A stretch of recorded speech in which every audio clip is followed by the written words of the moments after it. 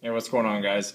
So this is going to be a review on another topwater hollow body frog, and it's the Jackall Iobee. This is a pretty cool frog. It's got some different features than some of the other frogs on the market, and I'm going to compare them up against some of these other frogs that I have and tell you about my experience on the water with it. So let's check it out. Alright guys, so the Jackall Iobee frog. According to their website, they only have one size. Now, in the past, with my past reviews on Jackall lures, I've had people tell me that they've actually had different sizes other than what's been on their USA website. So I'm only going off of what's on the USA website, and that's only one size in this Iobee frog. And it has a length of 2.5 inches, a weight of a half an ounce, and obviously it's a topwater floating style hollow body frog. Some of the features and some of the first things you'll notice about this frog. Let's go over the first thing you'll notice about the frog. Looking at it from the side, you'll notice that it has a molded U shape into it. And obviously we all know that that is probably to promote a better hook set with minimal depression of the frog. So if the frog comes up and bites onto it, it's already going to be in the path of the hook. So now I'm going to go over that hook here in a moment. But let's go ahead and talk about a couple of these other features. These legs on here was something that I didn't notice when I bought the frog. When I pulled it out of the package, I noticed it immediately. It has 19 strands of rubber skirt material or leg material, whatever you want to call it. On this one, there's 2 different colors. There's just a black and purple, and on the other one, there's actually 3 different colors. But what's weird or neat, however you want to look at it, is that the leg material is actually very fine compared to some of the other leg skirt material that's out there. Looking at it up against a Spro, I'm gonna have to get a real good close-up of this so you guys can understand what I'm talking about here, is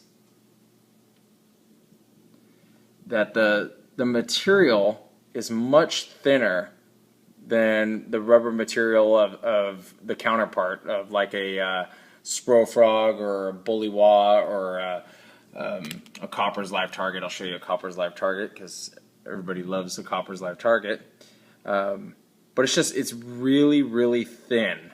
And also, these are more jetting out the back, and it's kind of like the snag-proof frog.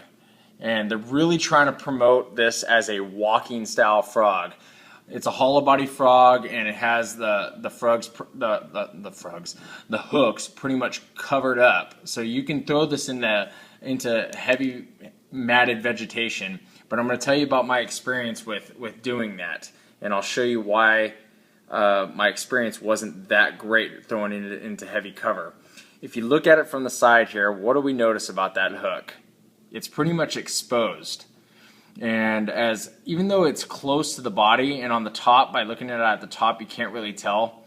But when you look at it this way, you can tell that that hook is exposed. Now, it doesn't seem like a lot, but just about every time I threw it into heavy vegetation, I came back with a leaf or scum or grass or whatever else was out there, and it fouled up the frog pretty good. So you look at some of the other frogs, like the snag-proof frog, you can see that that hook is pretty much buried into the side of the frog. The Copper's frog, same thing, pretty much buried into the side of the frog. Bullywa frog, pretty much buried into the side of the frog. And snag-proof, it's actually probably really close to a snag-proof, but the snag-proof is still pretty much buried into the side of the frog. I would say that it more closely resembles a snag-proof frog because of its thin body, the thin profile of it. It's very narrow this way. You look at it up against another 65 frog. It is the Copper's frog. It's very fat. Bullywa frog, same thing, very fat. So they're all the same length, and they look the same when you're looking at them this way because they're a 65 style frog. But it's a very thin frog. So everything about this frog, which is kind of funny, I'm going to use the word finesse. This is more like, in my opinion, like a finesse style frog fishing. So with the thinner skirt material, the walking in open water, in fact, they even talk about it on their website. They say, please try not only the circumference of cover, but on open water. So they make it a point to even tell you, they don't even say throw it into open cover. They say try it on the circumference of the cover. So your cover here, try it on the outside of the cover or in open water. So I think they understand that the frog is probably more of a finesse open water style frog to begin with. So forgot to do this. I'll go ahead and show you my measurement here. Measures without that line tie to the end is right around 2.5 inches, and then if you count the line tie, it's about 2 3/4 inches, and the leg material is pretty long. It's almost 3.5 inches. So that makes this frog about 6 1/4 inches. So in the skirt or leg material, I would definitely cut it down. It's definitely long, and I think that they understand that it would probably be cut down. Most of these companies that they put this long or extra long skirt or leg material on there understand that some people like it long and some people want it short. So some people, like the Copper's frogs, they make them just extra long, and you can just cut them down. So you just turn them upside down like that and make it approximately the same length, or maybe just slightly shorter than the body of the frog, and cut it to be about that. And since this is going to be more of a walking style frog in open water anyway, I definitely cut it. The only reason I haven't cut it was to just show you guys how the length of the leg material, so you guys had a good idea of what it looked like. So this frog also has something inside of it, and if I pinch it down, you guys can kind of tell that it's got some kind of a chunk, maybe a chunk lead weight molded to the hook there.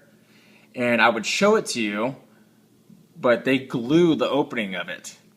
And I'm sure they're gluing the opening of it to help keep water out of it, which I appreciate. It's not going to let the frog or the body of the frog move around on the hook. Most of the time out when you catch a frog fish, the frog is just so mangled up that the body of it's twisted around and off the hook and everywhere, but actually being where it should be, which is right in between those two extra wide gap hooks. So, but with that thing being glued down, it's just not going to happen. But I'm sure after catching a few fish, that'll break loose. So if that's a good thing, I couldn't tell you. It might be a good thing for some of you guys. They also have an exit hole here for whatever water does happen to make it inside. You just depress it down, and you can get it out of that exit hole there. So they definitely put some more attention to detail. I would say that it's possibly a more refined version of the Spro. The finishes are very nice on these frogs. Painted eyes, but I mean, you look at that finish on that frog. I mean, there's a lot going on there. A fish looking at it from the bottom, especially in open water, is going to see that thing glimmering and shining. So that's some really nice features to a really nice frog. But to throw it into heavy cover, probably not the best frog out there for that. And I think that they understand that just by the verbiage that they choose on their website. So talk about the colors here. This one is just called brown, and this one's called black. And there's really nothing brown about it other than the top of it. And you look at the bottom, it's got a silver belly with some gold flake in it, and there's some brown and black and gold strands in the skirt material there. Whole lot happening on the side here with this design of the black thrown in there. Got these wicked looking eyes on there. So, and then really the only thing that's brown about it is on the top, and that's nothing that the fish is going to see. So, but very uneventful name. This is just called brown.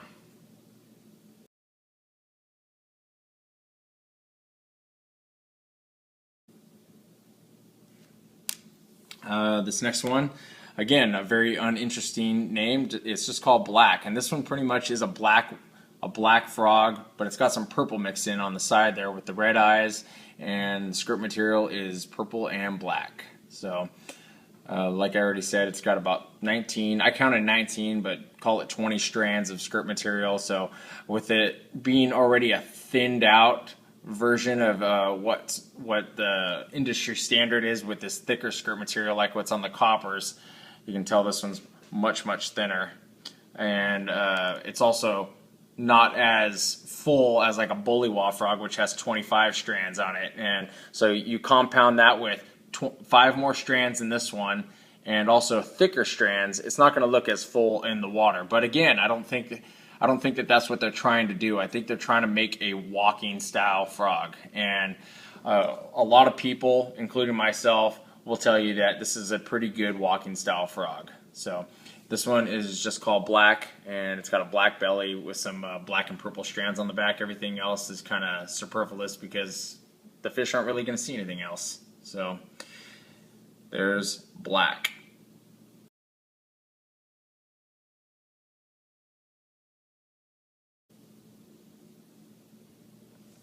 Alright guys, so there's the review of the Jackall Iobee frog. I hope you guys got all the information you needed out of it. It's a pretty good little frog. I wouldn't be fishing it in the heaviest of cover that you can throw it in. If you can toss it gently into whatever heavy matted vegetation, you could probably get away with it, especially moving it around and twitching it around on top.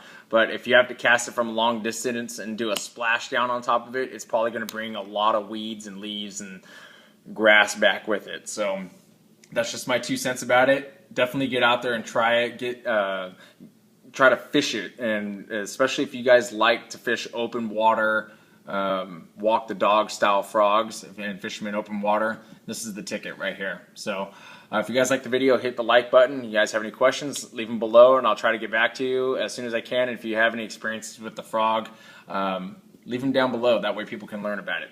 And stay tuned to the next review that we have coming up here in the next day or two. I owe you guys 2 more frog reviews this week, so I don't know which ones we're going to do. We might do the Optimum ones or the Bose Sumo frog or something like that, or the Paycheck Transporter. I don't know yet, but whatever you guys want to see next, leave a comment and I'll get to it. Thanks a lot.